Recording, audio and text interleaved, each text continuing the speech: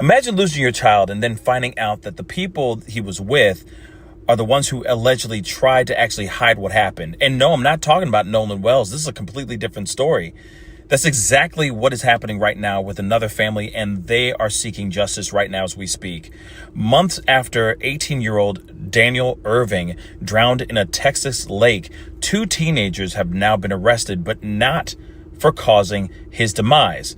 Investigators say they are accused of actually tampering with evidence by allegedly getting rid of Daniel's belongings and deleting information from his phone instead of calling for help or even telling police everything they knew. Sound familiar?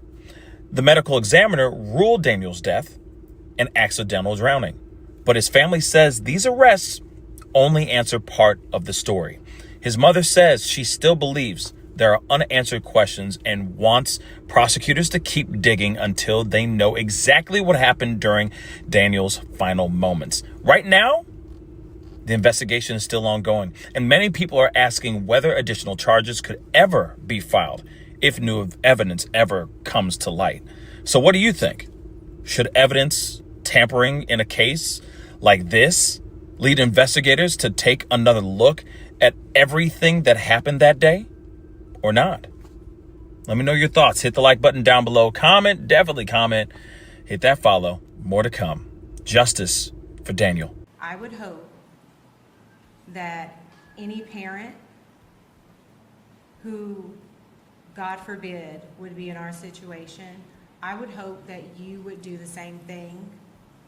I would hope that you would ask for any help, receive any help to get answers, because at the end of the day, that's all we want. We just want to know. We just want to know what happened and why our baby didn't come home. Like that's our biggest thing. Daniel Erving was an 18-year-old honor roll student and high school swimmer who drowned at Lake Ray Hubbard outside Dallas on April 13th. Investigators say that he and two other teenagers jumped into the water from a railroad bridge that day. Two of the teens surfaced. Erving's body was recovered 4 days later. Those two other teenagers have been charged with evidence tampering in the case for allegedly concealing evidence of his death, including throwing his clothes into a tree line, discarding his cell phone, and deleting communications. The teens have not responded to ABC News' request for comment. It is unclear if they have retained attorneys. But Erving's mother said that in a press conference last week that the charges do not go far enough. A reasonable-minded person would know. If you are not guilty of a crime, why would you throw away his clothes and delete messages and not even call his mother? And we are joined now by Daniel Erving's mother, Tamika Erving, as well as her Texas attorney, Sean DeRadia. First and foremost, Mrs. Erving, you have our deepest sympathies for the loss of your son. We thank you so much for speaking with us today. I know one of your family members perhaps said it best, that there is no vacation from grief. And so we so appreciating you having that strength to talk to us. Today, Dallas County's medical examiner said that Daniel died as a result of accidental drowning and that there are no suspicions of foul play. So what makes you suspicious of foul play? What makes me suspicious of foul play is that the boys invited my son to go fishing with them. So they painted a picture, let's hang out, let's go fishing. And then they put him in an isolated situation that this is what I believe they did. And then they harmed him. 19-year-old Lucas Roper and a 17-year-old suspect were arrested on July 9th and charged with that third-degree felony of tampering with physical evidence. According to police, Roper admitted to detectives that he deleted all communications with your son from his cell phone because he panicked and didn't want to get into trouble. Do you find that story credible? Absolutely not. Why not? Because if you're not guilty of anything, why would you hide the evidence? Why would you delete his telephone, text messages? Why would you throw his clothes inside a tree line, on a tree line? And there's other factors why I don't believe the story. it took 4 days to go and report it to the police. Sean, I want to bring you in here. I'm sure you've heard that the public is drawing parallels between Daniel's story and Nolan Wells. Do you see any similarities? Absolutely, Lindsay. I think both cases have similar facts. Both of them involve a young Black man who drowned. In this instant, we have clothes that were missing. We have a cell phone that was thrown out. Ms. Erving, I know that you've said that Daniel was like your guardian angel. Tell us about your son and for those who never had the privilege of meeting him, how you'll remember him. You know, Daniel was very protective. As I said before, he was my guardian angel, and always remember how respectful he was, how loving he is. It's hard for me to articulate in past tense because I'm still dealing with the grief and coping with it all. So please pardon me for that. I just remember him as being a loving person, a loving kid. Any parent would have loved to have Daniel as their child. He would do his household chores. Wouldn't have to ask him to do his household chores. He was just very responsible. He's my heartbeat. To those two teens who were with him on that day, have you had a chance to talk to them or their parents? Is there anything you'd want to talk to them about? Why did it take so long? Why did you leave my child? Why, and it really hurts. I know it really hurts. My child was left abandoned. My child was left abandoned. Tamika Erving, Sean DeRadia, we thank you both once again for joining us. And again, we are so sorry for your loss. We thank you for taking the time to talk with us today. A boy goes under the water and never comes back up. His friends do not call for help. They drive away. Somewhere along that drive, his phone ends up in a ditch and his clothes end up in a tree lean. And by the time anyone in uniform starts asking questions, the story has already been decided by the people who were standing closest to him when he disappeared. That is Lake Ray Hubbard, Texas, April 13th. 18-year-old Daniel Erving.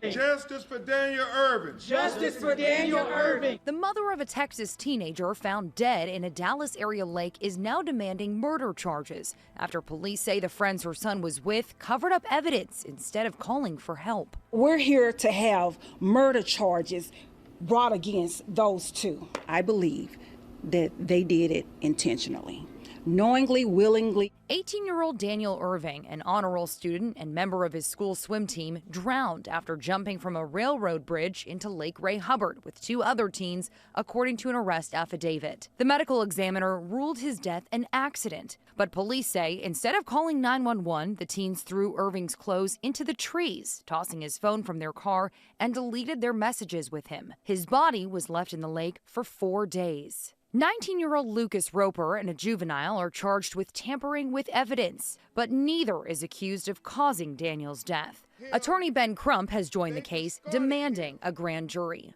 They tried to destroy any connection they had to him. But thank God we serve a God that sits high and looks low, and the truth could not be hidden forever. Amen. Police say they conducted a thorough investigation, but Crump is drawing comparisons to another case he's working on in Mississippi, where 18-year-old Nolan Wells was found dead off a barrier island after a boat trip. He was the only one of his friends who did not come home. Investigators believe he drowned and say there were no immediate signs of foul play. Wells' parents, who are conducting their own investigation, are set to meet today with the district attorney. As for the case in Dallas, police say Lucas Roper told them he panicked after Erving drowned and deleted his messages, fearing he might get in trouble. We were unable to reach Roper for comment. Now hold that image. Because 2,000 miles away, on a barrier island off the coast of Mississippi that you can only reach by private boat, another 18-year-old walks into the water on the 4th of July and never walks back out. His friends leave the island without him. They tell investigators he chose to stay behind. His phone does not leave with him either. It turns up later, not in his hands, but in theirs. And when his mother finally gets access to that phone, using a location app before investigators ever do, she says the messages from that day are simply gone. That is Horn Island, Mississippi. Nolan Wells, 2 states, 2 summers, 2 18-year-old boys who went into open water with a group of people they trusted, and only one person in each group did not come home the way everyone else did, in Texas. That story has already produced an arrest, not for causing a death, for what 2 people allegedly did in the hours after it happened. In Mississippi, that story is still unfolding in real time, with a grand jury on the table, an FBI statement on the record, and a family that has spent weeks trying to get the same basic respect any grieving parent should be given automatically. Tonight, we're going to lay these 2 cases side by side, not because they're the same story wearing 2 different names. They are not. Different states, different families, different facts, different timelines. But because what happened in Texas, once it was actually investigated completion, tells us something concrete about what is still only a suspicion in Mississippi. And because watching both of these cases unfold next to each other is the only way to understand what is actually provable right now, what is still just a painful, unresolved question, and what one case can teach us about where the other one might be heading. Before we go any further, a few ground rules, because this case has already been damaged once by people skipping past them. Everyone named in this video who has not been formally charged with crime is entitled to be presumed innocent. Full stop. That includes every young person who was on that boat, on that island, or at that lake. We are not in the business of assigning guilt to people the legal system has not charged. What we are in the business of doing is laying out what has actually been confirmed, what remains an open allegation, and what is still nothing more than an online rumor that has already been debunked once and could easily get debunked again. If you want a version of this story that treats those 3 categories as separate things instead of blending them into one big scroll of outrage, you are in the right place. Let's get into it. One more thing before we start the timeline, because it matters for how you should watch everything that follows. Comparisons like this one are genuinely useful, but they are also genuinely dangerous if they are handled carelessly. It is tempting, once you notice that 2 stories share a shape, water, a friend group, a missing phone, an early official ruling, to start treating every detail in one case as automatic proof of what must have happened in the other. That is exactly the trap we are going to try to avoid tonight. These are 2 separate legal proceedings in 2 separate states, built on 2 separate sets of facts, moving at 2 very different speeds. What connects them is not a shared crime. It is a shared set of decisions people make in the minutes and hours after something goes wrong near water, and a shared set of questions about who gets believed immediately and who has to fight for basic scrutiny. Keep that distinction in your head as we go, because we're going to keep returning to it every single time the comparison could tempt you to draw a harder conclusion than the actual evidence currently supports. Let's start with where these 2 stories actually began, because neither one starts with tragedy. Both of them start with something almost aggressively ordinary: a group of friends, a body of water, a holiday, or something close to one. Daniel Erving was 18 years old, from the Dallas area. He was an honor roll student. He was on the swim team at Satsa High School. He had just started the recruitment process with the United States Army. If you sat down and tried to describe the opposite of a reckless teenager, by every account from the people who knew him, you would end up describing Daniel. His siblings would later say he carried himself like a young man who already had a plan for his life, and that plan involved discipline and service to other people, not chaos. On April 13th of this year, he made plans with a 19-year-old named Lucas Roper and a younger teenager, reported to be 16 or 17, to go out to Lake Ray Hubbard, a large reservoir just east of Dallas near the city of Rowlett. There is a railroad bridge that crosses part of that lake near the 6300 block of Miller Road. Complete agony, day and night. From the moment we wake up to the moment we go to sleep. It's a soul tie between all of us. We're so equally yoked and connected that we feel this deeply. It's been 3 months since Daniel Erving drowned in Lake Ray Hubbard. According to the affidavit, Daniel and 2 other teens jumped into the lake off a bridge. DPD says after conducting a thorough investigation, they determined the cause of death was accidental. But just a few days ago, 19-year-old Lucas Roper and a 17-year-old were arrested for tampering with evidence. To conduct an independent investigation as to the cause of death of Mr. Daniel Erving. Now, you may ask, why do we need an independent investigation? That is because this family has lost confidence in the system that is supposed to protect them. This family has a distrust of the Dallas Police Department. They have not given this death of an 18-year-old Daniel Erving the urgency it deserves and demands. According to the affidavit, the two suspects are accused of throwing out Daniel's clothes, driving away from the scene in his car. The affidavit also indicates that Roper admitted to deleting text messages between him and Daniel from his phone. A reasonable-minded person would know. If you are not guilty of a crime, why would you throw away his clothes and delete messages and not even call his mother? With this new information, the family is calling for murder charges. Daniel Erving was an honor roll student. He was a member of his swim team. He was a strong, healthy young athlete. For these two suspects to say he drowned and they left, it doesn't add up. It doesn't add up. Something smells off to us. I reached out to Dallas police and the DA for further comments. They declined due to this being an active investigation. Local kids have jumped from that bridge for years. It is not some hidden, dangerous, unknown spot. It is the kind of place 3 teenagers go on a Sunday because it is free and it is close and everybody has done it before. According to the arrest affidavit that was later obtained by multiple news outlets, Daniel and Roper had been in contact by phone that morning. Roper picked Daniel up. The 3 of them drove out to the lake together. They fished for a while. They swam. And at some point that afternoon, the 3 of them climbed up onto that railroad bridge and jumped into the water below. 2 of them came back up. Daniel did not. Before we move forward, it is worth sitting for a moment with who Daniel actually was, because it is easy in a case like this to let him become a name attached to a phone and a ditch and a felony charge. And that is not who he was to the people who loved him. His siblings have described a young man who was already at 18, thinking in terms of a career built around protecting other people. The swim team detail matters here in a way that goes beyond biography. Daniel was not someone unfamiliar with open water. He was not someone who panicked easily around it. That detail is going to come back later in this video, because it is one of the reasons his family has publicly questioned whether accidental drowning tells a whole story, even while accepting the medical examiner's ruling on cause of death itself.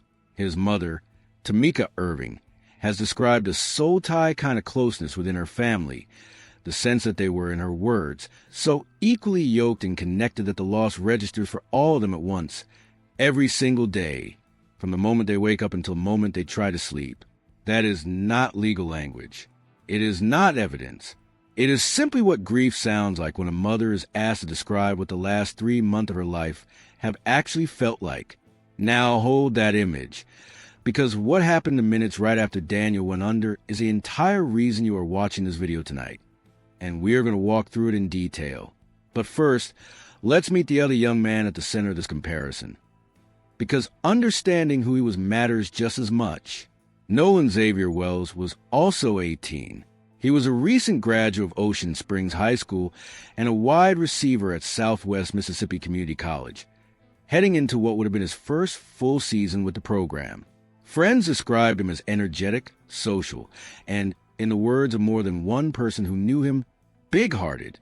The night before the 4th of July, his mother, Christine Wansley, cooked salmon for the family. Nolan told her he loved her, hugged her, and left to spend the night with friends ahead of the holiday. That is the last ordinary memory she has of her son, and it is the one detail in this entire case that has nothing to do with contradictions, timelines, or evidence. It is just a mother's memory of an entirely normal goodbye. On July 4th, Nolan traveled by boat with a group of friends to Horn Island, a remote, undeveloped barrier island roughly 10 miles off the Mississippi coast. part of the Gulf Islands National Seashore. You cannot drive there. There are no buildings, no stores, no lifeguard stations. You get there by private boat. And on a holiday weekend, that island fills up with young people from all across the coast. Nolan was last seen by friends around 3 o'clock in the afternoon near the island's northwest tip, reportedly talking with a young woman he had met that day. According to accounts his friends later gave investigators, their boat began taking on water because of failing bilge pump, and they made the decision to head back to the mainland around 4:30 that afternoon, by their account. Nolan chose to stay behind, planning to catch a ride back with someone else later. When the group reached the mainland, Nolan was not with them. He did not have his phone. He did not have his keys. Both of those items later turned up in the possession of his friends, not with him. Around 11 o'clock that night, one of the friends contacted the Coast Guard. Nolan's mother reported him missing that same night. A search began the next day involving the Coast Guard, the Mississippi Department of Marine Resources, and the National Park Service. On July 6, a park ranger found his body in the water off the island's northwestern tip. He was identified not by a visual identification from a family member, but through dental records, a detail that on its own tells you something about the condition in which he was found after 2 days in Gulf water. It is worth pausing here on who Nolan was before any of this happened, because his family has been insistent in nearly every public appearance they have made that the investigation not be allowed to erase him as a person underneath all the procedural detail. He was heading into his first full college football season. He had just graduated high school. Friends have described him as the kind of person who never met a stranger, someone who could turn an ordinary gathering into something people remembered. Christine has said publicly that she is still waiting for the door to open and hear his jokes fill the house again, and that she and Nolan's father, Elmore, are not okay and are not pretending to be. That is the emotional center this entire story keeps returning to, no matter how many procedural details, GPS coordinates, or forensic terms get layered on top of it. That is the skeleton of both stories. 2 teenagers, 2 bodies of water, 2 groups of friends who came back to shore without the person they went out with. From here, everything gets more complicated. And that complication is exactly why these 2 cases deserve to be examined together. Let's go back to Texas first, because that case has already reached a point Nolan's family is still fighting to reach, and the details of how it got there matter enormously. According to the arrest affidavit, once Daniel went under and did not resurface, Roper and the younger teenager did not call 911. They did not call Daniel's mother, Tamika Erving, the woman who at that exact moment had no idea her son's life had just ended in the water behind them. Instead, according to investigators, the 2 of them left the scene in Roper's vehicle. And before they left, the affidavit alleges they did something that turns a tragic accident into a far more complicated legal question. Daniel's clothes, the clothes he left on the bridge before jumping, were thrown into the tree near the water, hidden in the brush rather than left where searchers would expect to find them. Then, as they drove away, the vehicle stopped and Daniel's cell phone was thrown out into a ditch. The younger teenager later admitted to investigators that he was the one who physically threw the phone, but said he did it because Roper told him to, and Roper reportedly confirmed giving that instruction. Here is the detail that turns this from a story about panic into a story about a criminal case. According to the affidavit, Roper did not stop at disposing of Daniel's phone. Investigators say he went back through his own device and deleted every call log and text message exchange between himself and Daniel. When detectives asked him why, his answer, as quoted in the affidavit, was that he knew there would be an investigation into Daniel's death and he did not want to get into trouble. Sit with the order of operations there for a second, because it matters. That is not one panic decision made in a single terrified moment. That is a sequence. Drive away from the water. Stop somewhere separate from where your friend went under. Hide his clothes so searchers cannot easily reconstruct where he was. Throw his phone into a ditch so it cannot be traced. Go home, then go into your own phone and erase a conversation history. Specifically because you've already concluded correctly that police are going to come asking questions. That is not the shape of someone frozen by fear. That is the shape of a plan being carried out, even if the motive behind that plan was fear rather than malice. Daniel's mother did what any mother would do. She reported him missing that same day. What followed was 4 days of searching before his body was recovered from the lake near Marina Vista in Rowlett on April 17th. For days of Tamika Erving calling a phone that was sitting in a ditch, wondering why nobody was answering. 3 months later, on July 9th, Dallas police arrested Lucas Roper, charging him with tamper with physical evidence, a third-degree felony under Texas law that carries a punishment range of 2 to 10 years. Days later, on July 13th, police confirmed a second arrest, the younger teenager charged with the same offense. Because he is a minor, his identity has been sealed, and his case is moving through Texas's closed juvenile system. Here is a part of this case that gets misunderstood constantly online, and it is worth being precise about it because the same misunderstanding is already happening in Nolan's case. The Dallas County Medical Examiner's Office ruled Daniel's cause of death as drowning and the manner of death as accidental. That ruling has not been reversed. It sits in the same case file as 2 felony arrests. That is not a contradiction. Those are 2 completely separate legal questions sitting next to each other in the same folder. One question is, how did Daniel die? The official answer to that is an accident. The other question is, what did the people who were there do afterward?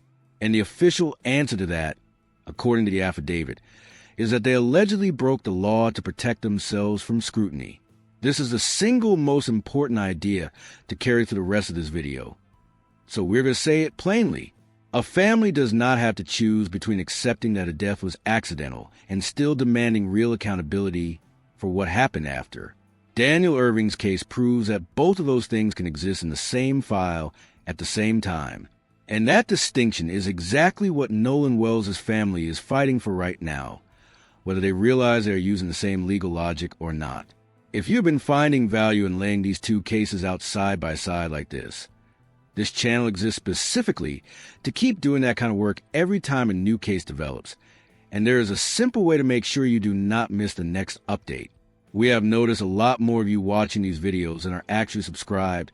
And if this kind of grounded, fact-first coverage is what you come here for, hitting that subscribe button costs you nothing, and it tells us to keep making more of exactly this. So, if you have not already, go ahead and do that now before we keep going, because the next section gets into evidence that has not been fully unpacked anywhere else. Now, let's build out the timeline on Nolan's side in the same level of detail, because the contradictions in his case start almost immediately, and they start with the same object that ended up defining Daniel's case in Texas: a phone. According to Nolan's mother, when she was told her son had not come home, she began tracking his phone herself using the Life 360 app before investigators ever got their hands on the device. She located it at the home of one of his friends on the mainland. When she and her sister eventually went through it, focusing specifically on Snapchat, since Nolan was known among everyone close to him as someone who documented everything, every gathering, every joke, every ordinary afternoon, they say they found nothing. No saved photos. No saved videos from July 4th.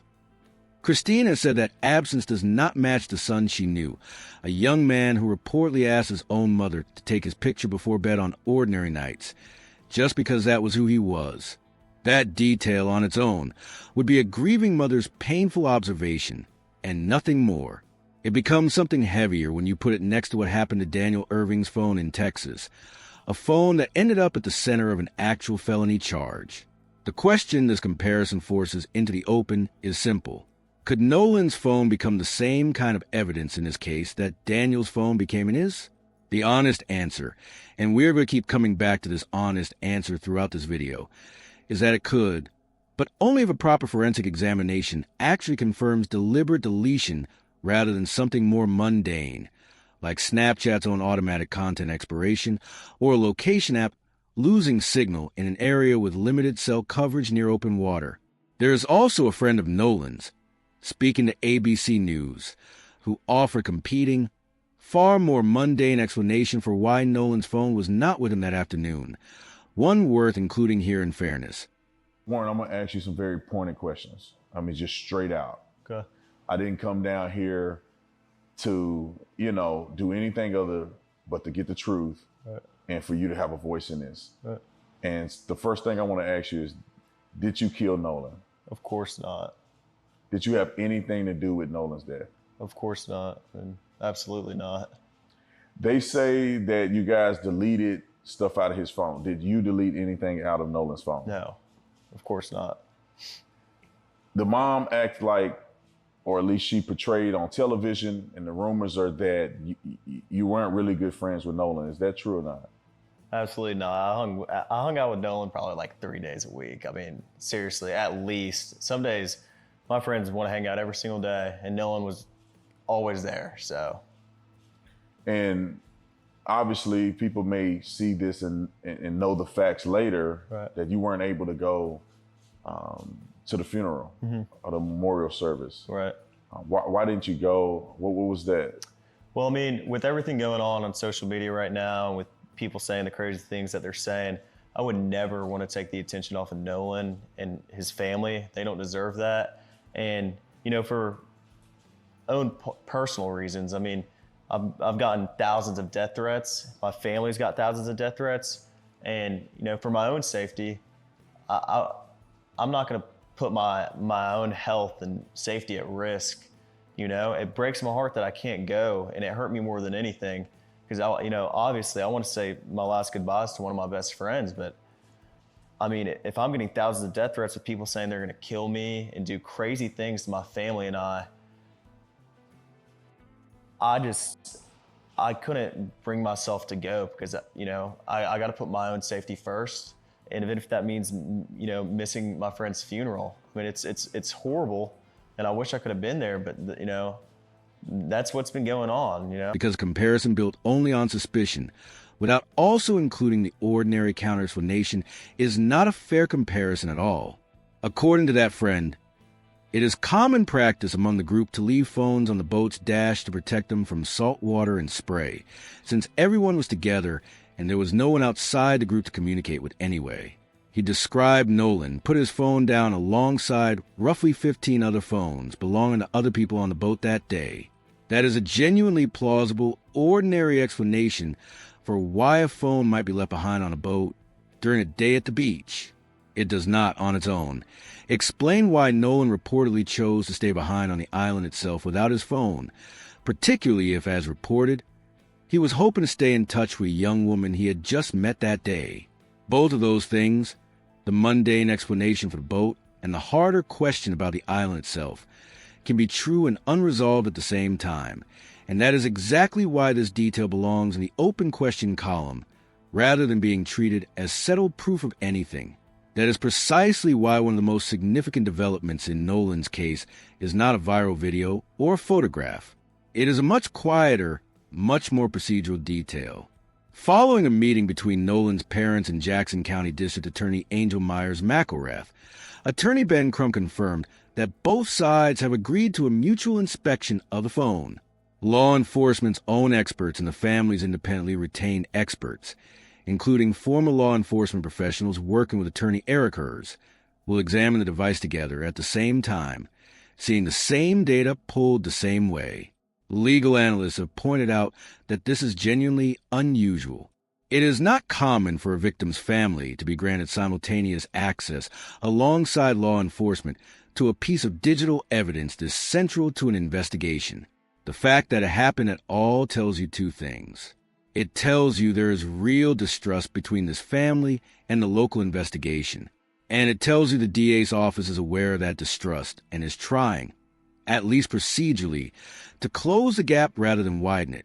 Here is what that joint inspection would actually need to show for Nolan's phone to become the same kind of standalone evidence Daniel's phone became in Texas. It is a higher bar than people assume.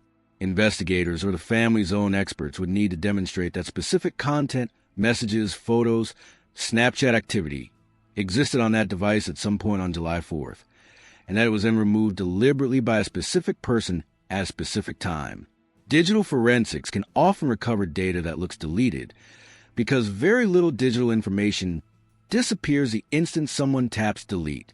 If that recovery process turns up content and shows it was removed while the phone was in possession of Nolan's friends, rather than automatically expiring through Snapchat's own 24-hour settings, that is the exact kind of finding that turned a grieving mother's suspicion in Texas into 2 felony arrests.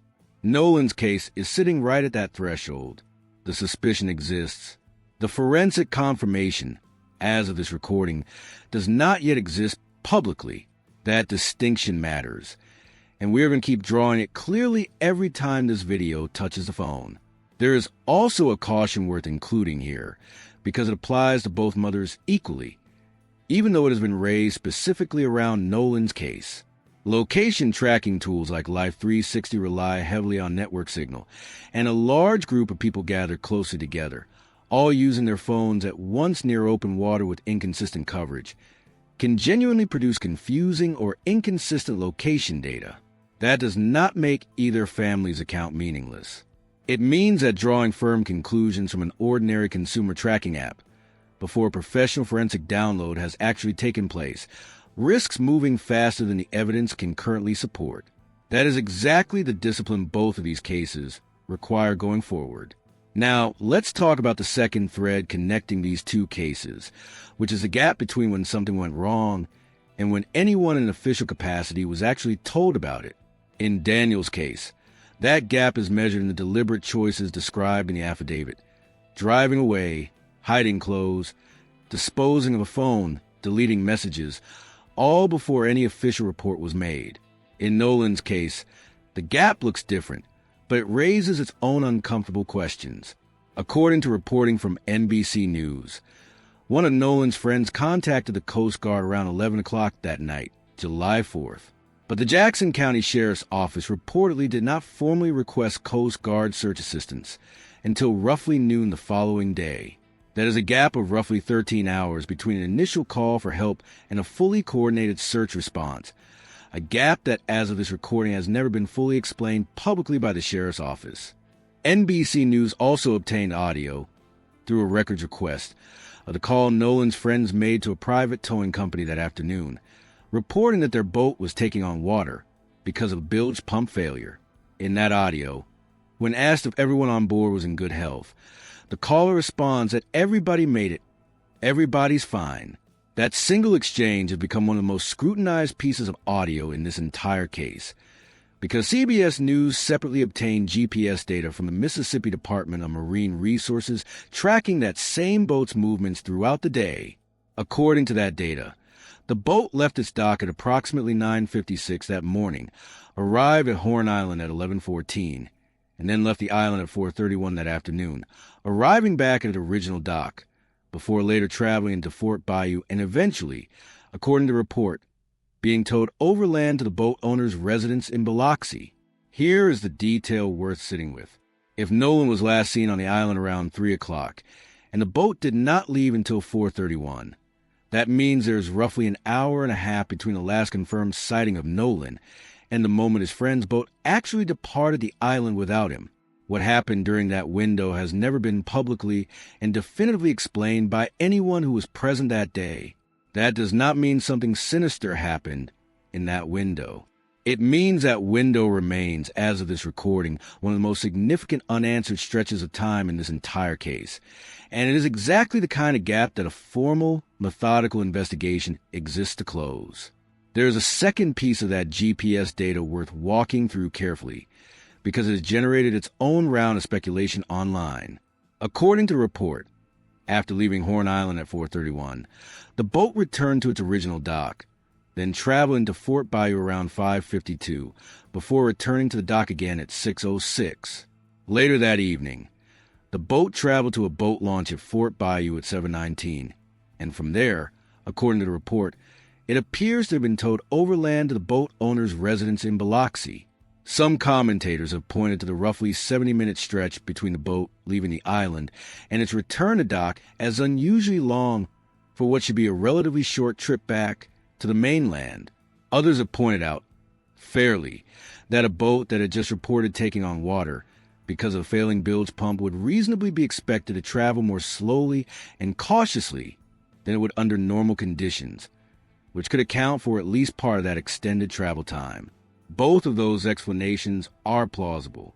Neither one has been confirmed as the actual reason for the timing, and that is precisely why this detail belongs in the open question column rather than the settled fact column, at least for now.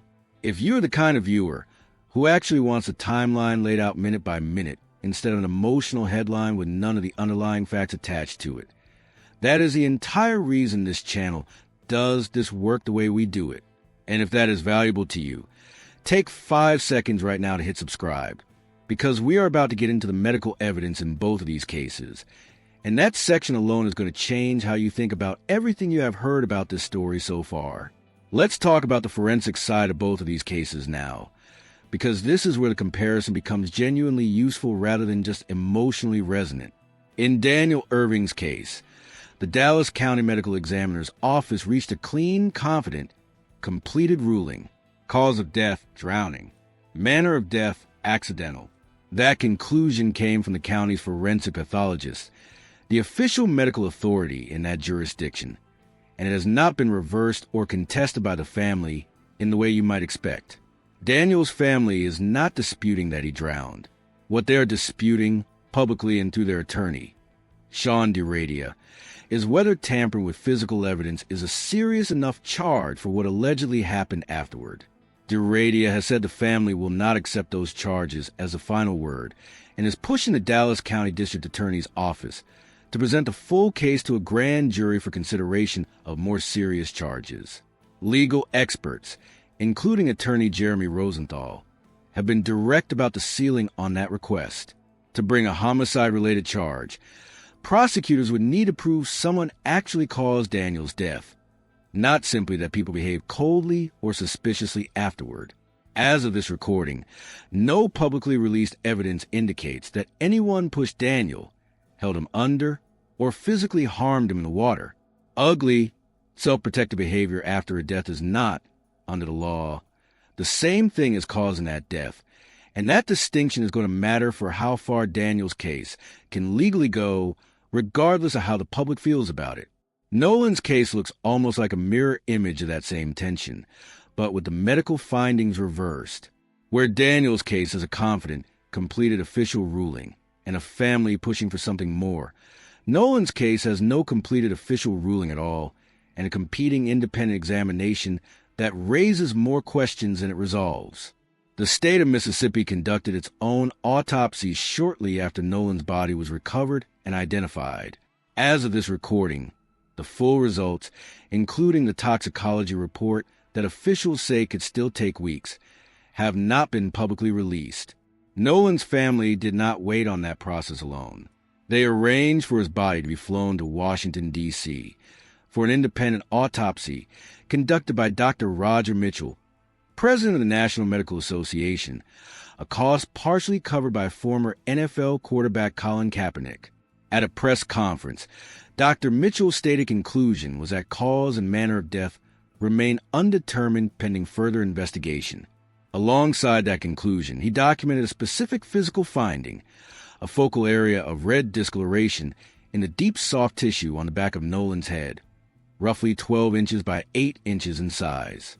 Critically, and this detail gets lost in a lot of the online conversation around this case, the skin above that discoloration and the bone beneath it showed no damage at all, no laceration, no fracture. It is worth being precise about what that finding does and does not establish, because both directions of exaggeration are doing a disservice to this case right now. 12 by 8 inches is a genuinely substantial area, large enough that a careful pathologist would reasonably want a clear explanation for it rather than dismissing it. But size alone does not establish cause. Discoloration of that scale can, in some cases, result from something as ordinary as post-mortem blood settling, depending on how a body was positioned after death and for how long, particularly after several days submerged in warm Gulf water in July. It is exactly this kind of real, documented, but genuinely unresolved finding, neither proof of foul play nor proof of its absence, that makes this comparison to Daniel's case so useful. Daniel's medical examiner reached a clean, confident conclusion. Nolan's independent examiner reached the opposite, an honest acknowledgement that the evidence available to him was not sufficient to reach a confident conclusion either way. Crump has said this independent finding means foul play, specifically some form of injury to the neck, cannot be ruled out, in part because the state's own medical examiner had already retained Nolan's trachea and hyoid bone before the second independent exam took place. That detail sounds alarming on its own and has been treated online as evidence of something being hidden. But more careful reporting since that press conference has described the sequencing as fairly standard procedure between two separate autopsies conducted at different times, rather than confirmed evidence of deliberate obstruction. Both things could be true simultaneously. This was very likely an ordinary part of the process, and it still genuinely limited what the second independent exam was able to confirm on its own. That is not a contradiction. That is simply how forensic science works when two separate teams examine the same body at two separate points in time. It is worth explaining why toxicology carries so much weight in both of these cases, because it is a single missing piece everything else is still waiting on. Drowning produces fluid buildup in the lungs caused by oxygen deprivation, shutting down normal body function. A drug overdose can, in some circumstances, produce a very similar pattern of fluid buildup through a related process. Looking at the lungs alone often cannot reliably distinguish between the two. That is why, in forensic pathology, drowning is frequently treated as what is called a diagnosis of exclusion, something confirmed only after other explanations, especially an overdose, have been ruled out first. Toxicology is a tool that does that ruling out, and it typically takes weeks to complete. To be extremely clear, there's been no suggestion whatsoever from anyone involved in Nolan's case that drugs played any role in what happened to him. This explanation exists purely so you understand why a conclusive cause of death cannot simply be issued until the specific test comes back on both the state side and the independent side. Now, here is where these two cases genuinely diverge in a way worth sitting with honestly. Daniel Erving's case did not carry the same racial dimension that has become central to public discussion of Nolan's case. Nolan is black. By multiple accounts and photographs that circulated in the days after his disappearance, the friend group he traveled to Horn Island with that day was predominantly white. That fact has shaped which public figures and organizations have chosen to get involved in Nolan's case, specifically, in a way that simply did not happen with Daniel's. Attorney Ben Crump and Reverend Al Sharpton have both appeared at press conferences alongside Nolan's parents. The NAACP has formally passed a resolution calling on local, state, and federal authorities, explicitly including the Department of Justice, to conduct a complete and transparent review of this case. None of that institutional weight attached to Daniel's case in quite the same way, and that is a genuine, distinct layer to Nolan's story that deserves to be acknowledged honestly rather than flattened into the broader comparison about phones and delayed reporting. At the same time, and this needs to be said with the same clarity, both Crump and Sharpton have been careful in their public language not to declare either case a settled instance of anything specific. Crump has described Daniel's case in blunt terms, saying two people came to Daniel's house, went fishing and swimming with him, and came back without him. That framing lands with obvious familiarity for anyone who has followed his statements about Nolan, where he and Sharpton have made nearly identical observations about a young man who went out with a group of friends and was the only one who did not come home. Sharpton has said publicly that the family is not bringing race into this case, but is not discounting it either, a distinction he's tried to hold on to even as public conversation around both cases has, at times, moved well past that careful line on its own. What both men have consistently pointed to is not a claim that these two specific cases are identical. It is a claim that a particular sequence of behavior, delayed reporting, missing or altered phones, official conclusions delivered early and confidently, keeps showing up in situations like these regardless of the state, regardless of the specific families involved. We're going to keep this channel firmly in the business of laying out verified facts next to honest, open questions, case after case. And if that is the kind of coverage you want more of, this is your reminder to subscribe before we move into the section on contradictions, viral misinformation, and the witnesses who have actually come forward on the record, because some of what's circulated about this case online in the first 2 weeks has already been proven false, and you deserve to know exactly which parts. Let's talk about the contradictions in Nolan's case now, because this is where things get genuinely complicated, and it is also where a lot of online commentary has gotten things flatly wrong. The single most important unresolved contradiction in this entire case involves a young woman referred to publicly only by her first name, Katie. She was the last person confirmed to have spoken with Nolan before his friends left the island without him for roughly 2 weeks. Her account existed only secondhand, filtered through her sister, Gracie McCormick, who posted publicly on social media specifically to correct rumors that had already spiraled out of control online. According to that account, Nolan's friends had been encouraging him to wrap up his conversation with Katie so he could leave with them. Katie spoke with Nolan and, based on that conversation, assumed he intended to head back toward the boat he had originally arrived on. She made it home safely that day on a different boat, and by her family's account, she assumed the friends urging Nolan to come with them would not have left without him. Here is the contradiction. Nolan's friends have told a different version, that Nolan told him he wanted to stay behind and talk with Katie, and chose on his own to remain on the island. Attorney Ben Crump has pointed to this directly as one of the most glaring inconsistencies in the entire case. Two people who were both present for the last real conversation Nolan ever had, disagreeing about which direction he said he was walking. It is worth being precise about what this contradiction does and does not prove, because treating it as an open-end shut lie from either side oversimplifies something genuinely more complicated. According to her family's account, Katie never actually watched Nolan physically board that boat. She is describing an intention he stated to her in conversation, not something she personally witnessed happen afterward. That distinction matters enormously. It means this is not necessarily a case of one person telling the truth and another person lying outright. It could mean something changed in the gap between Nolan stating that intention to Katie and whatever happened in the roughly 90 minutes before his friend's boat actually left the island, a gap that, as we discussed earlier, still has no full public explanation. More recently, according to reporting, Katie sat down directly, face-to-face, with Nolan's mother, Christine, for the first time, rather than her account continuing to travel secondhand through family members on social media. According to Christine, what Katie told her in that conversation does not match what the friends have said publicly. That shift matters more than it might initially seem, because for nearly 2 weeks, one of the two most important accounts of Nolan's final minutes existed only as a rumor filtered through people who were not actually present for the conversation itself. A direct, in-person meeting between Katie and Christine closes that gap for the first time, and it is arguably one of the more consequential quiet developments in this entire investigation, even though it arrived without a formal press conference attached to it.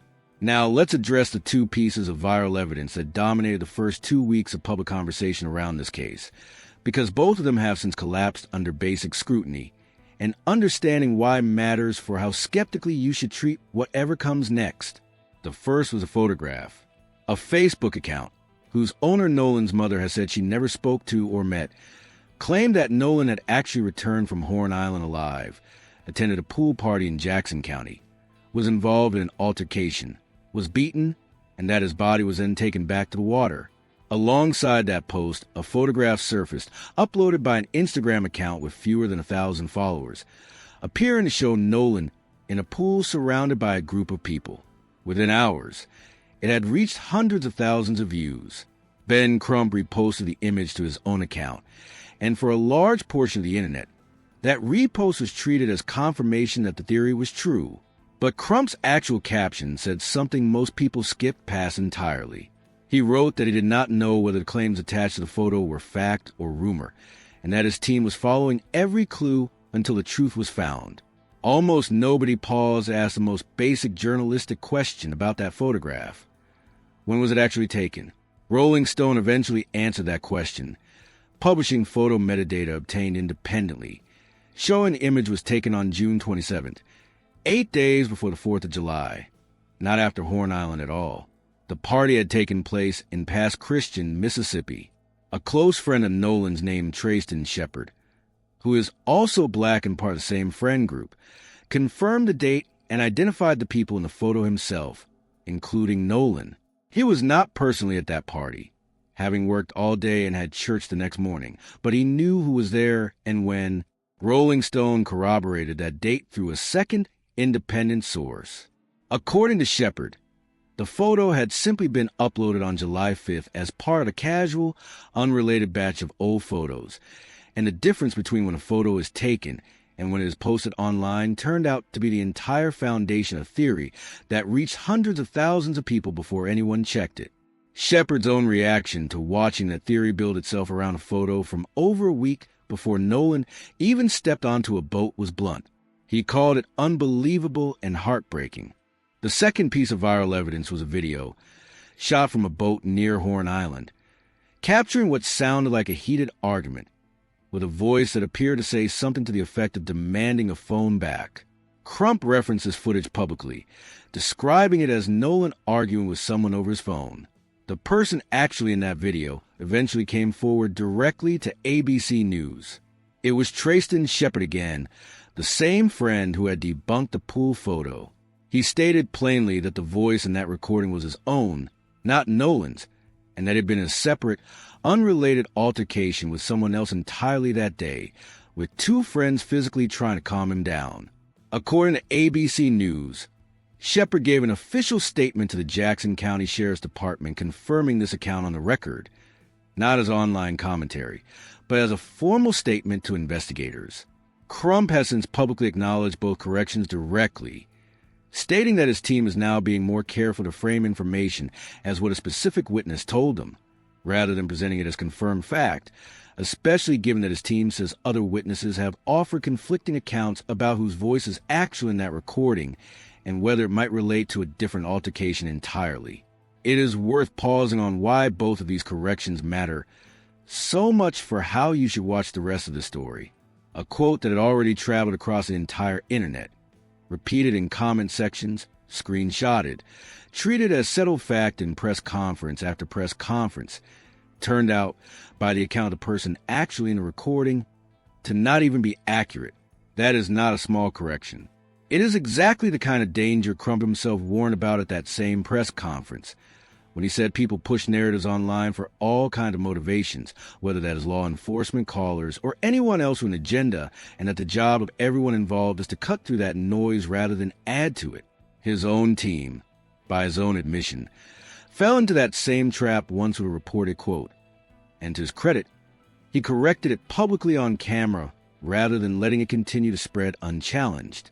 Shepard himself has said he and others in the friend group have received death threats since Nolan's body was found, which is precisely why he has continued speaking to reporters but has declined to appear on camera.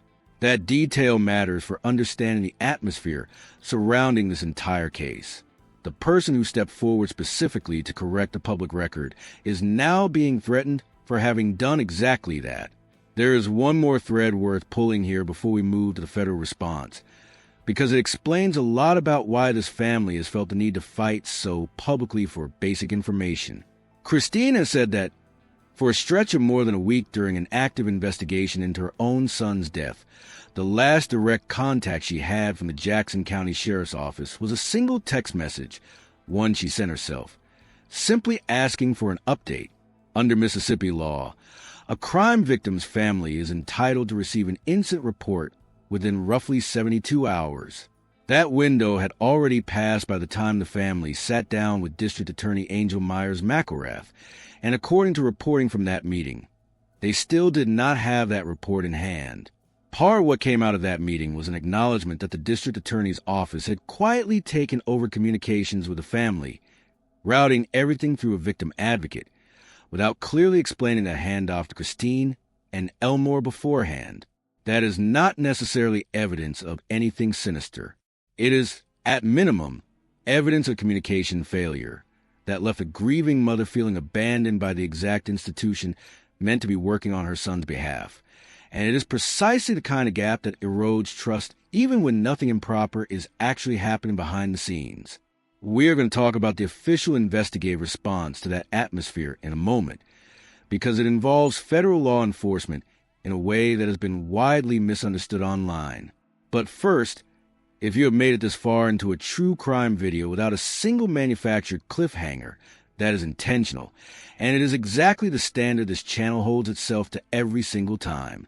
If that is worth something to you, this is the point where hitting subscribe actually helps us keep doing it, because the next section covers the FBI's actual role in this case, the grand jury referral, and what a formal legal comparison between tampering charges and homicide charges would really require. And none of that is the version of the story you have probably already heard. Let's talk about federal involvement, because this is one of the most misunderstood developments in the entire Nolan Wells case. The FBI's Jackson Field office released an official public statement confirming its assistance in this case, and it is important to be precise about what that statement actually says. According to that release, the Bureau's involvement has centered specifically on interstate threats made against people connected to this investigation, threats serious enough to potentially cross state lines and fall under federal jurisdiction. The statement was explicit that the Jackson County Sheriff's Office remains the lead agency on this case from beginning through whatever comes next. That is support, not a takeover. It is worth explaining why that distinction matters, because a huge amount of online speculation treated FBI involvement as an ominous signal that something much bigger has been uncovered behind the scenes. Federal agencies routinely assist local law enforcement on cases involving interstate threats, entirely separate from whatever underlying case those threats are connected to. That is exactly the framework at work here. The threats themselves made against people tied to this investigation are what triggered federal involvement, not any indication that Nolan's death itself is being treated as a federal crime. Understanding that distinction matters, because in a case generating this much national attention, it is easy to read every new institutional development as proof that something larger is being uncovered, when sometimes it simply reflects standard interagency cooperation on a genuinely separate problem. In this case, protecting people from threats that have nothing directly to do with how Nolan actually died. Alongside that FBI statement, this case has taken a genuinely significant legal step forward. Following the meeting between Nolan's parents and District Attorney Angel Myers-McElrath, Ben Crump confirmed that the case will be handed over to a grand jury once the sheriff's office concludes its underlying investigation. It is worth being precise here, too, because this detail gets flattened into misleading headlines constantly. The DA's own office has clarified that a grand jury referral is standard procedure in Jackson County for unnatural or suspicious deaths. It does not, by itself, mean criminal charges are coming. It means that a body of citizens, typically somewhere between 15 and 25 people, will eventually review whatever evidence has been gathered and decide whether it supports moving forward with an indictment. That is a meaningfully more serious process than an investigation simply continuing quietly in the background, but it is not, on its own, confirmation of anything beyond the fact that this case is being treated as serious enough to warrant that level of formal review. Legal analysts who have discussed this case publicly have made an important point about what kind of charges might actually emerge from that process, if any do. A grand jury reviewing evidence in a case like this is not necessarily looking only at whether someone caused Nolan's death. Prosecutors could just as easily be looking at charges connected to the investigation itself, obstruction, tampering with evidence, providing false statements to law enforcement, any of which would be a serious criminal matter independent of whatever the toxicology and final autopsy results eventually say about how Nolan actually died. That is precisely the same legal architecture that produced 2 felony arrests in Daniel Erving's case in Texas, where nobody has been charged with causing his death, but 2 people have been formally charged with what they allegedly did afterward. This is where the comparison between these 2 cases becomes genuinely predictive rather than just emotionally resonant. If Nolan's case follows a legal path anything like Daniel's, the most likely outcome, based on what has actually been confirmed publicly so far, is not necessarily a homicide charge against anyone. It is the possibility of charges connected to how the aftermath of that day was handled, if the evidence supports it. That is a meaningfully different, and in some ways more legally realistic, outcome than the version of the story that treats it as inevitably heading toward a murder trial. It is also worth walking through exactly what would need to be proven for any tampering-style charge to actually hold up in Nolan's case, because the legal bar is genuinely specific. Prosecutors generally need to establish intent, meaning that whoever is accused knew evidence was relevant to an active or anticipated investigation and acted specifically to conceal, alter, or destroy it. In Daniel's case in Texas, Roper's own admission to detectives that he deleted messages because he knew an investigation was coming effectively supplied that intent directly, in his own words, on the record. That kind of direct admission is exactly what makes a tampering charge relatively straightforward to bring, without a similar admission or without forensic proof clearly showing deliberate deletion timed specifically to the investigation itself. Prosecutors in a case like Nolan's would need to build that same intent circumstantially through the timeline of who physically had the phone, for how long, and when actual forensic download ultimately reveals was removed and when. That is a genuinely heavier evidentiary lift than what Texas prosecutors had sitting in front of them, which is exactly why the joint phone inspection in Nolan's case carries so much weight. It may end up being the single piece of evidence capable of supplying the kind of proof this entire comparison keeps circling back to. Now, before we move into the pace of these two investigations and what that pace might actually tell us, this channel exists because enough of you have told us you want cases explained at this level of detail, instead of reduced to a 30-second outrage clip. Welcome back. A high-profile if that is genuinely what keeps you attorney coming has back, joined the Daniel Erving please take a case. moment right now to Erving drowned in subscribe, Lake Ray Hubbard because we in track April. Just every days update ago, on both police of these arrested two cases as teens they and have happen, charged one of and the them next with section is going tampering to with ask evidence, an but now the family uncomfortable is calling question for murder about charges. why Representative one of these Olheim stories has the moves story for us. so much faster than the Not other. only are we gonna Before we fight get to the to question make of sure they speed, remember we need to talk honestly about something that has Daniel made this specific Erving's case name, harder to follow accurately but we than gonna almost any other make story them this channel has get covered. justice, And that is the not sheer partial volume of justice, fabricated not content that has half attached justice, itself to not Nolan's name three-fifths since his justice. body was found. Prominent civil We rights already attorney walked Ben through two Crump examples. has joined the legal team The pool representing photo Daniel taken more than a Erving's week family. before he ever stepped Erving's onto a family boat, has expressed and the video where the frustration voice with how the attributed to Nolan investigation turned out was handled. by the account of the person actually recording to belong to someone else entirely. Those were not isolated incidents. They've had 3 months According to to look Crump, into this case. artificial intelligence-generated videos depicting Crump and myself Christine, be conducting an Wonsi independent herself have investigation. circulated online, But that's not our jobs. fabricated footage of a grieving That's the mother, police's job. built and 3 spread months ago, purely on for April engagement 13th, the at the 18-year-old exact moment left she had his been house, trying to got in plan a her white own car, son's and funeral. never came Think back. about what that Police say actually Daniel means in drowned practical after he terms. and 2 other This is a teens woman jumped into coordinating a Lake Ray homegoing Hubbard off the celebration railroad for her bridge. 18-year-old DPD son. ruled it an She is accident, fighting but for a just days police ago, report she is 19-year-old legally Lucas entitled to Roper under and a Mississippi state 16-year-old law. were She is arrested sitting for through press tampering with conference evidence. after press Just conference, tampering try to with hold herself evidence together charges in being front of placed national on these cameras. 2 white And boys. somewhere out there, I someone feel is like using my son artificial only intelligence to received manufacture footage of her partial justice. purely But for we're clicks. here to have While she does murder all of that, charges Crump's brought message on against this point has those been two. simple A and nearby direct, business owner says and it is this worth fence repeating went up plainly just rather days than paraphrasing after the away. incident. He also Nobody's says life his should be cameras threatened in the captured pursuit 3 of the teens truth. walking into these Nobody woods, should be presumed but said only guilty 2 before actual returned. evidence exists. But what took place That applies to is, every a white single name that has sedan been floated in pulled up. connection with this 3 case, on teenagers, every side of young it, kids got out without of it. exception. They, walked If you around see a the claim unfinished online fence, right now, trespassed especially one up to the describing some railroad. dramatic That's where we new lost them finding then in all the either trees. autopsy, And then, an treat it hour with or 2 real later, we skepticism saw until it's been 2 confirmed by a of named the, source you 3 can actually come check. back. They were jogging Every and rumor running, that turns out to hopped be in their false car, does and not drove simply off. waste attention. According It to the makes the affidavit, real the 2 findings, suspects threw whenever they Daniel's finally clothes land, into the trees that much and got harder for rid of his everyone to cell trust. phone. The And it is document also precisely why indicates this channel treats a Roper line between admitted to deleting confirmed text fact and messages unverified between claim him as and something worth Daniel defending, from his phone. even when the unverified Rowlett, version would make for a more Mercedes. dramatic video. Let's talk about speed, because the difference in how quickly these two cases moved is, on its own, one of the most revealing parts of this entire comparison. Daniel Erving died in April. It took 3 full months. And according to advocates involved in the case, including the Next Generation Action Network, sustained public pressure before any arrests were made. People close to that case have said directly that the urgency it deserved simply was not there in its earliest, most critical days, and that the silence from investigators during that stretch deep in his family's fear that his death was not being treated seriously.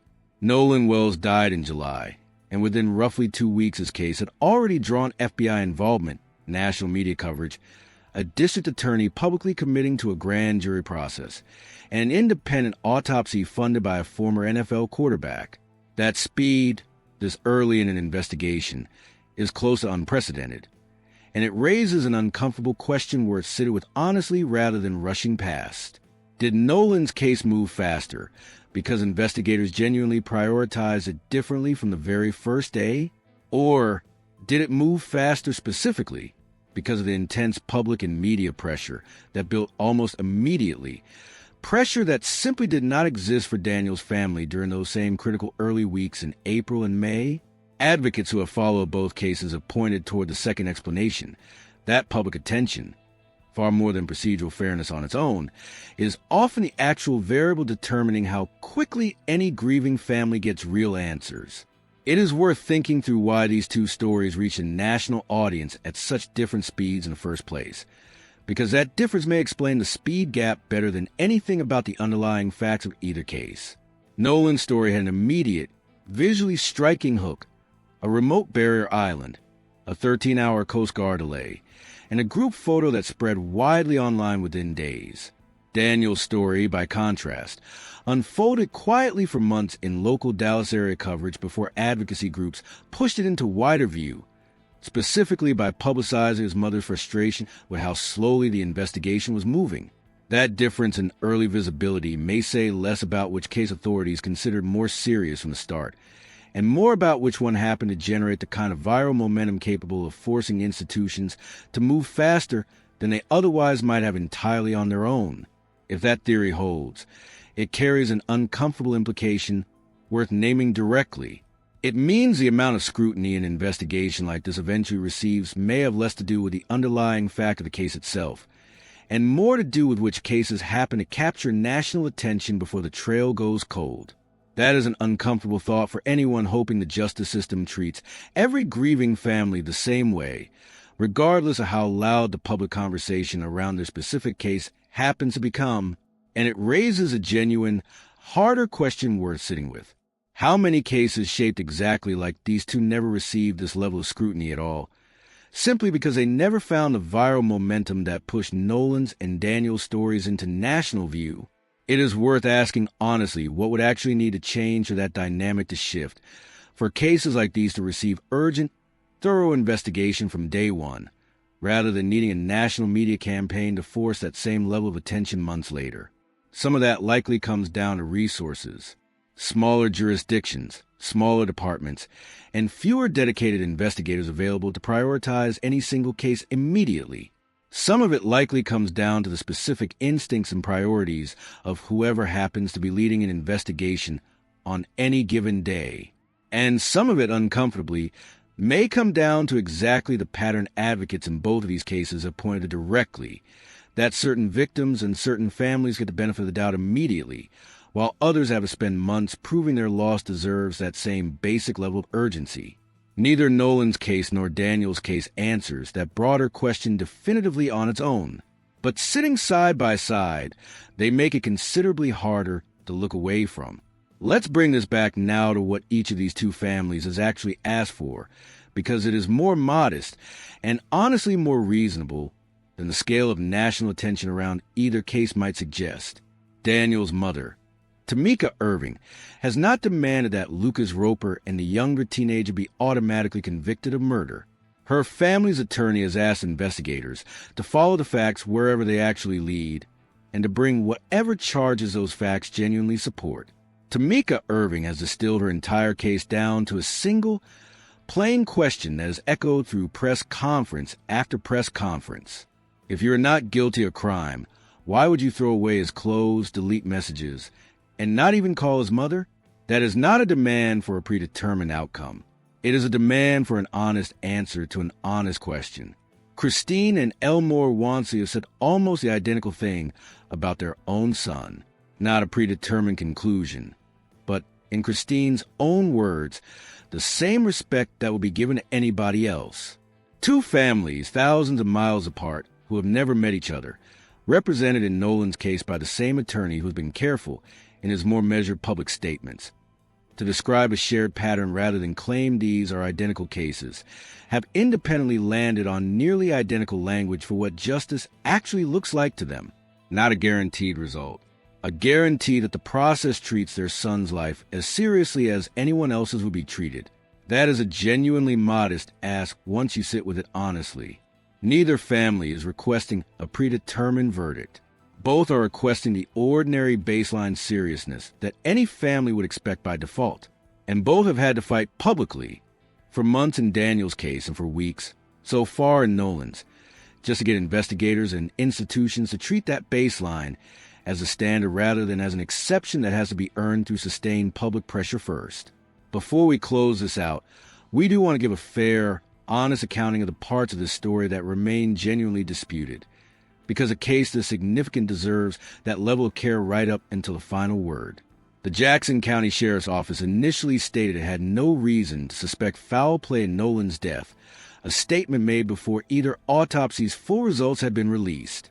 That conclusion has not been publicly walked back, but also has not been reaffirmed with the same confidence since the independent autopsy findings and the grand jury referral became public. Some of Nolan's friends have cooperated with investigators and given consistent accounts through their own attorneys or family members.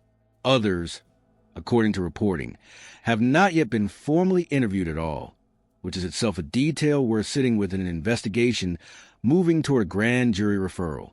None of that amounts to proof of wrongdoing by anyone. It amounts to a list of questions that remain open, exactly the kind of list a formal, methodical process exists to eventually close.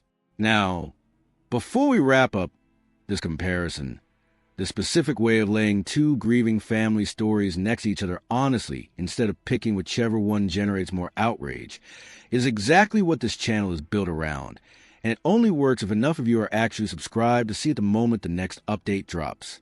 So if you have made it this far, this is genuinely the moment to hit that button, because both of these cases are moving right now in real time, and neither one is close to finished.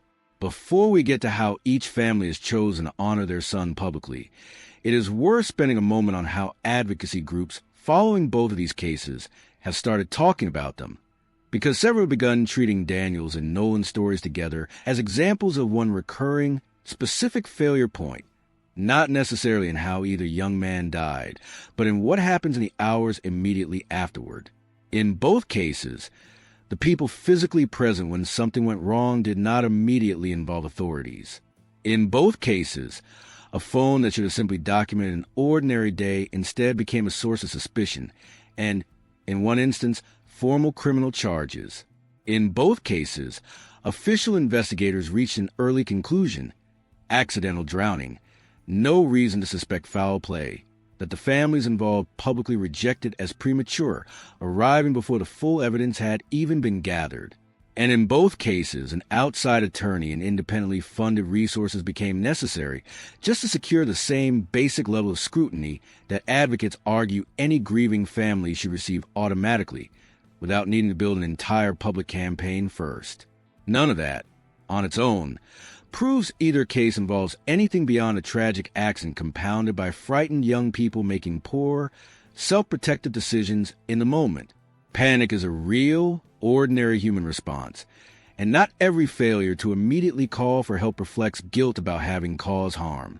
Sometimes it simply reflects fear of consequences for something else entirely: underage drinking, being somewhere a parent did not know about, or simply being terrified of how a chaotic night will look to the adults in these young people's lives once the full story comes out. Daniel's case demonstrates that distinction directly, since the charges actually filed against Roper and the younger teenager are for what they did after Daniel went under, not for causing his drowning in the first place. But that same distinction is exactly what both families are still fighting to have taken seriously: the idea that even where no one intended harm, choosing silence and self-protection over a phone call for help is its own kind of failure, one that deserves real accountability, rather than a quiet, accidental ruling that closes the book before every question has actually been answered. It is also worth naming plainly the difference in how each case has been carried through public advocacy. The National Association for the Advancement of Colored People has formally entered Nolan's case specifically, passing a resolution calling on local, state, and federal authorities, explicitly including the Department of Justice, to conduct a complete and transparent review. That specific kind of national institutional weight has not attached itself to Daniel's case in quite the same way, and it reflects the racial dimension of Nolan's story that we discussed earlier, a genuine, Distinct layer that deserves to be understood on its own terms rather than folded entirely into the broader pattern about phones, and delayed reporting that connects both cases more generally. Whether that additional institutional pressure ultimately changes the pace or outcome of Nolan's investigation, compared to the 3-month wait Daniel's family endured before seeing any arrest at all, is itself one of the open questions this entire comparison leaves us with tonight, and it is a question this channel intends to keep tracking as both cases move forward.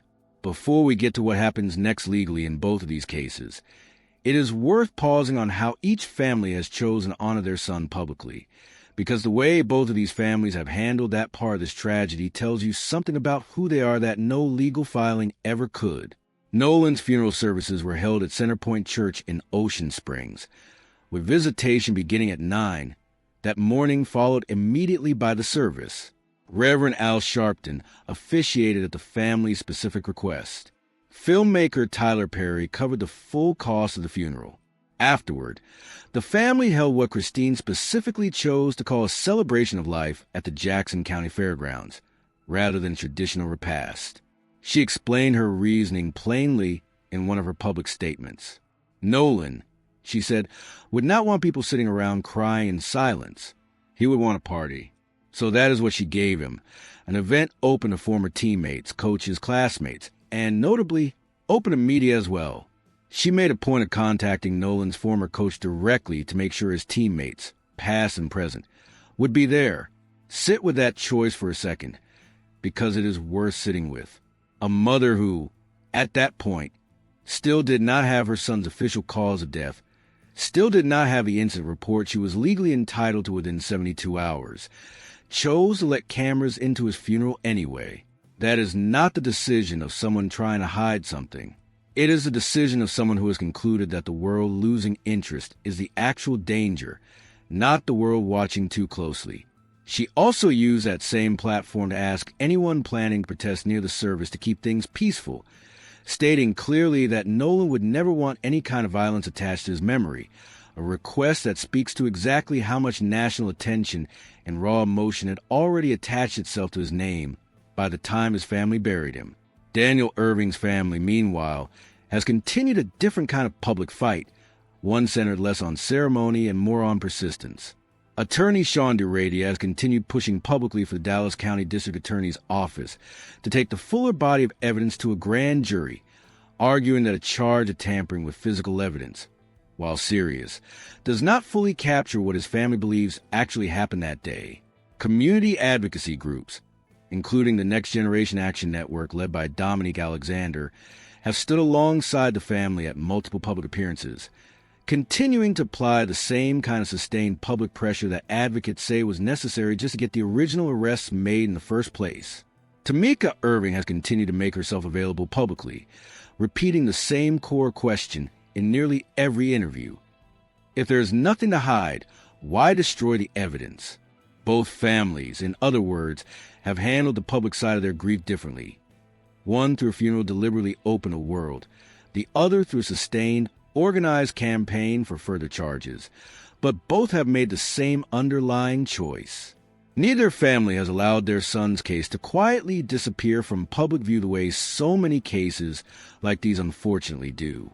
If the human side of these two stories is landing with you the way it is landing with us, take a moment right now and subscribe, because we are about to walk through exactly what a realistic legal outcome looks like in both of these cases, and it is genuinely different from the version of this story that has been circulating in comment sections for the past several weeks.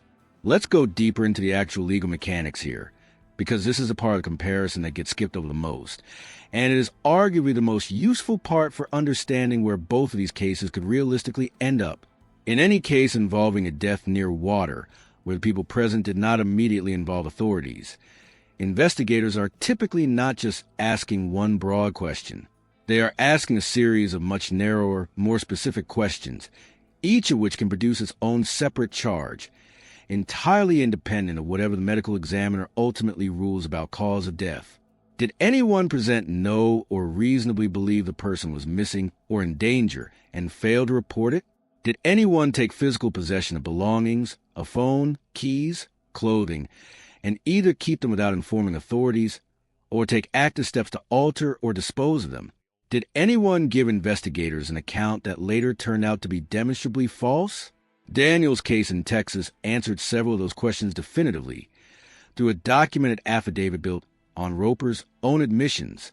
Nolan's case, as of this recording, has not yet answered any of them with that same level of certainty, one way or the other. This is exactly why legal analysts who have discussed Nolan's case publicly have been careful to separate two entirely different tracks of possible outcome. One track involved the actual cause of Nolan's death, which remains genuinely undetermined pending toxicology. If that track ultimately concludes with an accidental drowning ruling, similar to what the Dallas County Medical Examiner concluded about Daniel, that would not, on its own, close the door on further charges, exactly the way it has not closed that door in Texas. The second track involves what happened around the reporting of Nolan's disappearance itself, the 13-hour gap before coordinated search began, the location and condition of his phone, and any inconsistencies between what different friends have told investigators. That second track is where a grand jury referral, an obstruction charge, or a tampering charge would most plausibly emerge from, if the evidence actually supports it, entirely separate from whatever the autopsy concludes about how Nolan physically died. It is worth being fair here to every young person who was present on Horn Island that day and has not been charged with anything, because that fairness is not optional. It is the entire point of how a legal system is supposed to work. Being present when something goes wrong, being scared, being underage and drinking, being slow to come forward, even giving an account that later turns out to be incomplete. None of those things are, on their own, crimes.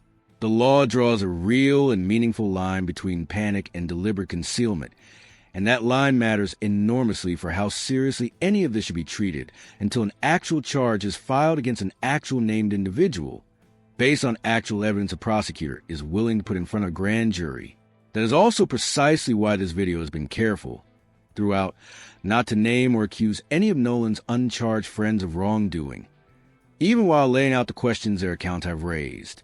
The distinction between reporting on an unresolved contradiction and accusing a specific private citizen of a crime is not a technicality.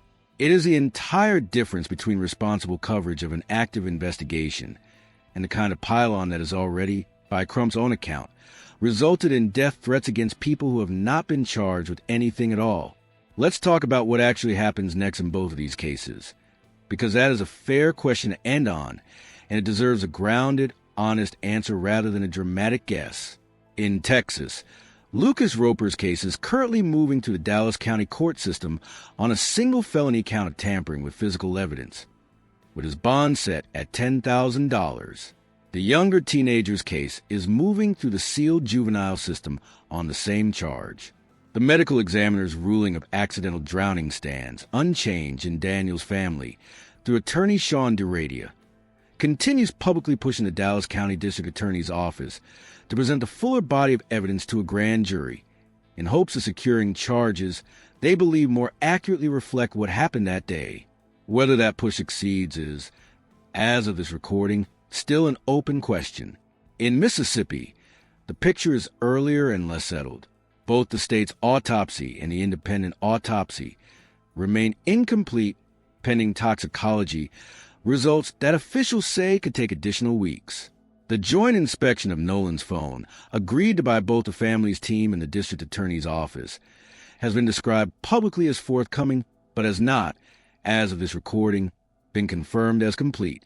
The grand jury referral itself will only formally begin once the Jackson County Sheriff's Office concludes its underlying investigation, a timeline that has not been publicly specified.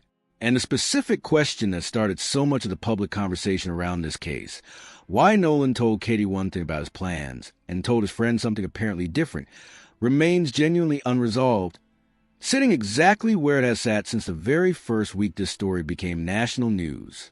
Here is what these two cases, taken together, do actually prove, regardless of how either one is ultimately resolved in a courtroom. An accidental ruling and real accountability are not mutually exclusive. Daniel Erving's case demonstrates that plainly. A cell phone, once is actually forensically examined rather than simply suspected, has already been enough in one of these two cases to turn a grieving family's suspicion into a formal felony arrest. And in both cases, two mothers who have never met each other in two different states, representing two entirely different sets of facts, have independently arrived at the exact same modest, reasonable demand. Not a guaranteed outcome, just the same respect and the same urgency that any family would expect by default if this had happened to their own child. Before we get to the final reflection, it is worth stepping back one more time and asking a broader question that extends well past either family's individual grief, because both of these cases, taken together, are really forcing the same uncomfortable question into public conversation. What actually counts as a reasonable response when a friend goes underwater and does not resurface? That question does not have a single universal answer, and it probably should not. Context matters enormously. Age matters. The relationship between the people involved matters. What each person genuinely believed was happening in that moment matters. What resources were actually available to them in that moment matters too, whether that is cell signal, a working boat, or simply proximity to help. But both of these cases suggest the same baseline expectation, regardless of those specific circumstances. Calling for help and preserving evidence rather than destroying it are the bare minimum any family should be able to expect from the people who were present when their child went missing or died. Neither Tamika Erving nor Christine Wansley has asked for anything beyond that baseline. Both have simply had a fight, publicly, for months in one case and for weeks so far in the other, just to get institutions to treat that baseline as a standard, rather than as an exception that has to be earned through sustained public pressure first. It is also worth asking, honestly, what these two cases together actually teach families who may find themselves in a similar situation in the future. God forbid. Daniel's case demonstrates, in the clearest possible terms available anywhere in the public record right now, that an accidental ruling from a medical examiner is not the end of the story. It is the answer to exactly one question: how did this person die? And it exists entirely independently of a second, separate legal question: what did the people present do afterward? A family does not have to accept silence on that second question, simply because the first one has been answered. Nolan's case demonstrates something slightly different, but equally important: that sustained, organized public pressure brought by a family that refuses to let a story quietly fade can visibly change the pace at which institutions choose to move, for better or worse, whether that is entirely fair or not.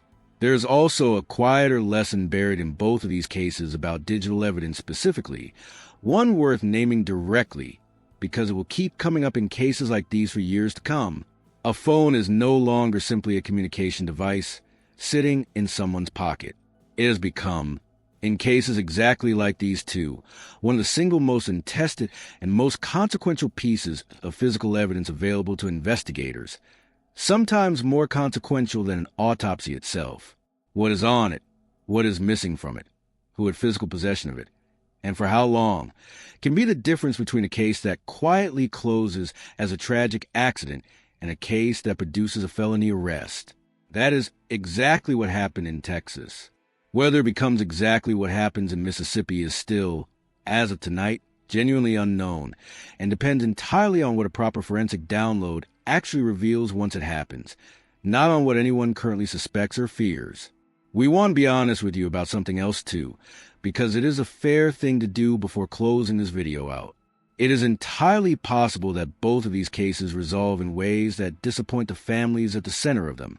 It is possible the grand jury in Mississippi reviews everything gathered and declines to bring any charges at all. Exactly the outcome legal analysts have said is entirely within the district attorney's discretion regardless of what evidence exists. It is possible the toxicology results in Nolan's case come back consistent with an ordinary drowning and nothing more. It is possible Daniel's family's push for additional charges beyond evidence tampering does not succeed either. None of those outcomes would mean either family was wrong to ask the questions they asked or wrong to demand the scrutiny they demanded. Asking hard questions of an investigation is not the same thing as guaranteeing a particular answer, and any family in either of these situations deserves the right to ask those questions without having the eventual outcome, whatever it turns out to be, used retroactively to suggest the questions themselves were never legitimate in the first place. If you have made it this far into a genuinely long, detailed breakdown of two cases most channels compress into a 60-second clip, we want to say thank you directly. Because that kind of patience is exactly what allows a channel like this one to keep doing this work the way it deserves to be done. We know we are reaching a lot more of you watching these videos, and we are reaching subscribe to this channel. And if everything you just watched is the kind of coverage you actually want more of, updated the moment either case move again, this is the moment to hit that subscribe button before you go. Because neither of these stories is anywhere close to finished, and we intend to be here for every single update in both of them. Nolan Wells was 18 years old. He cooked salmon with his mother the night before he left for the holiday, hugged her goodbye, and told her he loved her. Daniel Erving was also 18, an honor roll student, a swimmer, someone already building toward a life of service in the United States Army before that life was cut short at a lake outside Dallas. Neither of these young men is here to explain, in their own words, exactly what happened in the final minutes before they went under. What is left instead are two families on two completely different timelines in two different states, still waiting for a version of justice that actually matches the seriousness of what they have already lost. This channel does not know how either case ultimately resolves, and neither do the families at the center of them. What we do know, and what we hope this comparison has made clear tonight, is that lining these two stories up honestly, fact by fact, reveals something worth taking seriously regardless of how either case is legally concluded, a recurring pattern in how situations like these tend to unfold, and who gets believed immediately, and in how much public pressure it apparently still takes before an investigation moves at the pace every grieving family deserves from the very first day it begins. If this comparison changed the way you understood either of these two cases individually, or if you think this is simply two unrelated tragedies that happen to look alike from a distance, we genuinely want to hear that from you in the comments, because this conversation is bigger than any one video. And if you want to be here the moment the next real, verified update on either of these cases actually drops, rather than finding out days later through a clip that has already been stripped of half its context, subscribing right now is the single easiest way to make sure that happens. We will keep tracking the toxicology results, the phone inspection, and the grand jury process as they actually unfold, and we will bring you the facts the moment they are confirmed, and not a moment before. One last thing before we go, because it is the most honest way we know how to end a video like this one. Cases like these tend to attract attention specifically because the pattern feels recognizable. Young people, open water, a friend group that comes back without one of them, a family left piecing together fragments afterward. That recognizability is exactly why it is tempting to treat every new case that fits this shape as automatic proof of something larger, when it is not necessarily proof of anything on its own.